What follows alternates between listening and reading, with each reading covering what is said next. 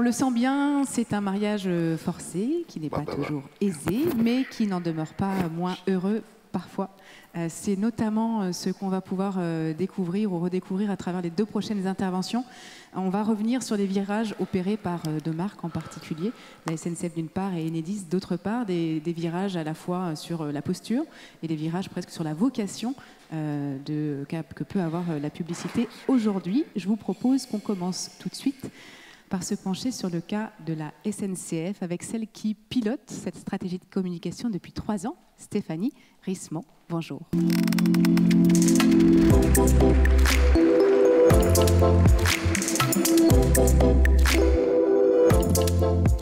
Bonjour. Bonjour Stéphanie, merci d'être avec nous. Merci à vous de m'avoir invitée.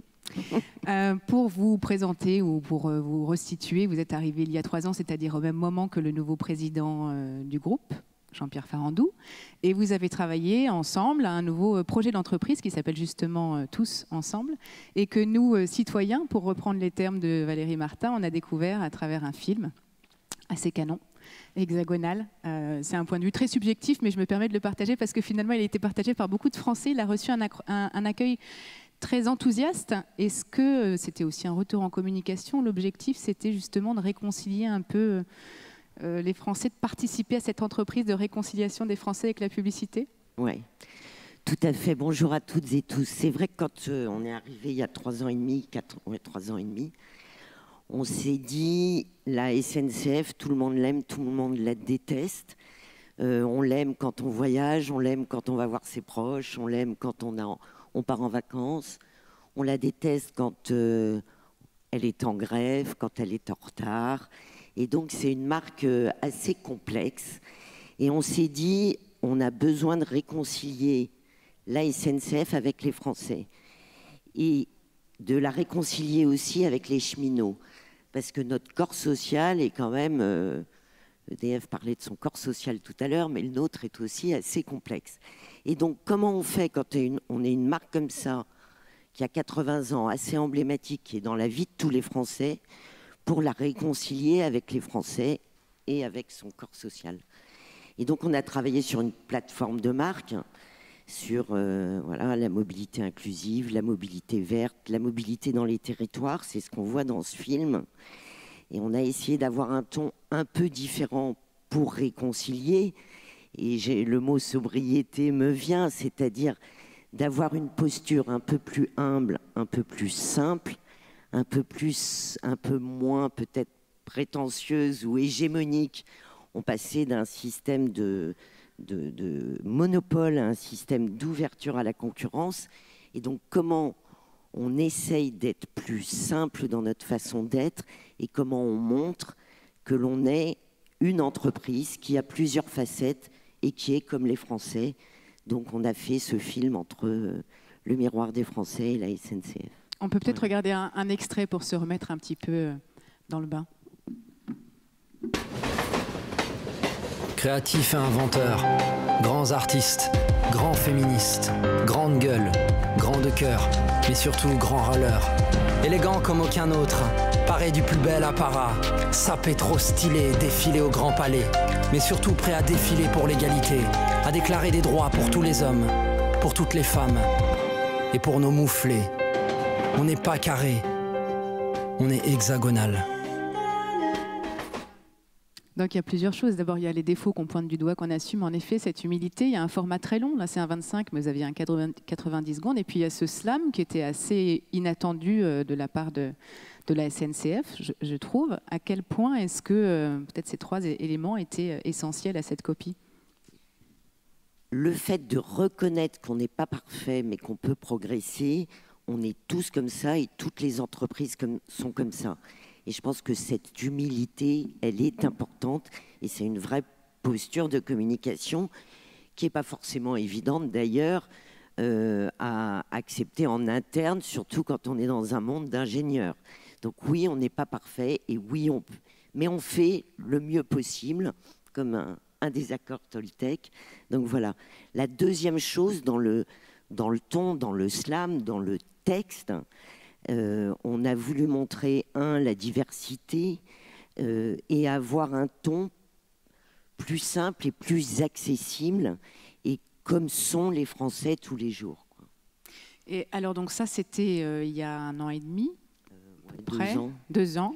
Depuis, il y a eu un deuxième film qui s'appelle Toujours en train, cette fois. Et pour le coup, l'idée, c'était moins d'assumer les défauts des Français et des vôtres, mais presque de les pousser à l'action. On voit le petit garçon qui est en voix haute dans ce film-là et qui répète de façon très récurrente « Et toi, quel écolo es-tu » Il fallait passer par... C'était ça le plan au départ, c'était on fait la paix, personne n'est parfait. Et le deuxième, c'est on essaye de bouger, mais faites pareil. Non, le plan, c'était il faut faire aimer cette marque. Cette marque, on l'a fait aimer à travers 3 axes de cette plateforme de marque, dont l'écologie. Et donc, comment on fait quand on est un mode de transport plus écolo, quand on est le train, pour montrer qu'on est aussi une entreprise qui a souci de faire des actions en matière d'environnement, et comment on fait pour garder ce miroir et cette saga entre ce qu'est la SNCF et ce que sont les Français. Et notre objectif, ça a été de prendre l'axe écologie sans être donneur de leçons, dont cet enfant qui interpelle mais qui ne décrit pas ce que chacun doit faire. On a vu un exemple tout à l'heure, c'est pas tu dois faire ci, tu dois faire ça, c'est voilà ce que nous on fait et vous, qu'est-ce que vous faites? Mais il n'y a pas de côté donneur de leçons, et le fait d'avoir choisi un enfant, et c'est le talent de l'agence de pub Publicis avec qui on a travaillé sur ces 2 campagnes, c'est de cet enfant, je pense que ça donne une espèce de fraîcheur et quelque chose qui est encore une fois pas donneur de leçons.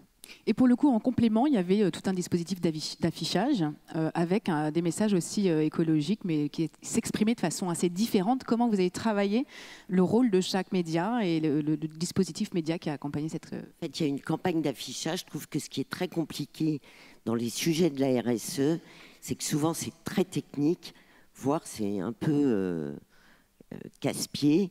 Et comment on fait pour traduire ces sujets super techniques dans quelque chose qui donne envie avec de l'émotion? Et on a fait une campagne d'affichage, par exemple celle-là, c'est une campagne qui montre que si on fait de l'éco-conduite, on économise de l'énergie et donc de l'électricité, mais les Français c'est pareil quand ils conduisent, et plutôt que de donner des chiffres d'impact carbone, etc., on a expliqué que l'économie qui était faite, c'est l'équivalent de la consommation d'électricité de la ville de Nantes. Donc en fait, c'est arriver à donner des exemples concrets qui parlent aux Français sans les abreuver d'impact carbone, de kilos de CO2, etc., qui franchement, je pense, ne veulent pas dire grand-chose pour les gens. Ce qu'on disait sur la sobriété et sa place dans le débat public. Dans le débat public, la SNCF, ces derniers temps, a connu des meilleurs jours. Disons, en tout cas, ça n'a pas toujours été très simple. Qu'est-ce qu'on fait d'une communication comme celle-là quand il se passe ce qui s'est produit en France? Alors, c'est vrai qu'on a été un peu sous les feux de la rampe, mais j'ai envie de dire pas beaucoup plus que d'habitude dans le débat sur les retraites, si c'est celui-là auquel vous faites allusion. On arrête nos campagnes, c'est-à-dire ce qui est compliqué dans une entreprise comme ça, et pour ne pas être irritant, on est obligé à certains moments de savoir se taire. Donc, quand on a lancé cette campagne toujours en train, quel écolo tu es, c'était au moment des grèves. On n'a pas le choix que d'arrêter de mettre la campagne à l'écran parce qu'on serait totalement déconnecté de continuer à faire de la publicité alors même qu'on est vu comme une entreprise qui peut enquiquiner les Français. Donc voilà ce qu'on fait. La deuxième chose, c'est qu'on se pose toujours la question du moment de la communication, et j'ai envie de dire de la profusion de communication. Le volume. Le volume, ouais. Je crois qu'une entreprise comme SNCF, enfin moi j'ai été frappée quand je suis arrivée, je venais d'ailleurs, c'est la profusion de communication et de contenu que les équipes de communication peuvent produire, quoi. Je crois qu'on est quand même, enfin, quand on parle de sobriété, je crois qu'on est quand même dans une profusion de contenu de communication qui est parfois too much. Et je sais que ce que nous astreignons de faire, c'est d'essayer de faire, tout à l'heure on entendait la sobriété, c'est moins mais mieux, c'est moins, mieux et avec plus d'impact. Et c'est ce qu'on essaye de faire dans notre façon de communiquer, c'est-à-dire d'en faire peut-être un peu moins sur des temps et des séquences de communication, et puis d'être moins bavard, parce que je pense quand même que la sobriété, elle passe aussi par un peu moins de bavardage, voire même parfois, savoir ne pas communiquer du tout, ça peut être aussi une bonne communication. Mais oui, et du coup, comment faites-vous? C'est-à-dire, est-ce que vous vous êtes dit, prenons le volume et on va le réduire de un certain pourcentage? Enfin, comment est-ce qu'on conduit cette réduction du bruit auquel on participe? Pour être honnête, sur l'interne, comme interne, on a vraiment fait ça. On a regardé tout ce qu'on produisait en communication interne et on s'est dit, d'abord, on s'est mis à la place des salariés qui reçoivent des tonnes d'informations internes de toutes les strates de l'entreprise, et je pense que c'est vrai dans beaucoup de boîtes, et on s'est dit, il faut qu'on diminue le volume, quoi. Donc on va faire moins de communication de flux, et on va être plus sur des séquences et des temps forts, et donc ça a diminué la production de communication, effectivement. Pour résumer, ce serait une question donc de posture d'une part, de ton d'autre part, et est-ce qu'il y aurait un troisième ingrédient pour contribuer justement à cette sobriété? Oui, je crois que enfin, quand on dirige une entreprise ou quand on dirige la communication d'une entreprise, on a un sens des responsabilités. Et donc notre responsabilité, elle est certes de communiquer, parce qu'il faut bien donner envie de nos entreprises et donner à voir ce qu'elles sont et ce qu'elles sont en réel. Je crois que c'est important. Et pour les faire aimer, et j'ai l'impression que les entreprises, après le Covid, ont quand même il y a eu un nouvel amour de l'entreprise, et je trouve ça bien. Après, il faut rester raisonnable et dans la sobriété. Merci beaucoup Stéphanie. On va écouter des questions des étudiantes de l'ECS. Merci beaucoup. J'avais une question. Tout à l'heure, on parlait de la création des imaginaires collectifs, voilà, du rôle de la communication là-dedans.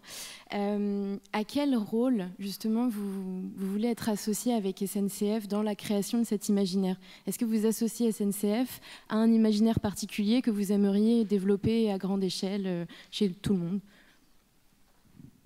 L'imaginaire, il est à double titre, à mon avis. Il est à la fois ce que sont les Français, c'est-à-dire, je pense que quand on est une entreprise et qu'on parle à des citoyens, le fait de leur montrer qu'on leur ressemble peut contribuer à construire cet imaginaire. Et la deuxième chose, cet imaginaire, pour moi, il était effectivement de faire rêver et de donner l'envie de cette entreprise qui n'est pas non plus que celle qu'on décrit par moment. Merci. Merci beaucoup. Merci Stéphanie. Je vous propose qu'on cède notre place.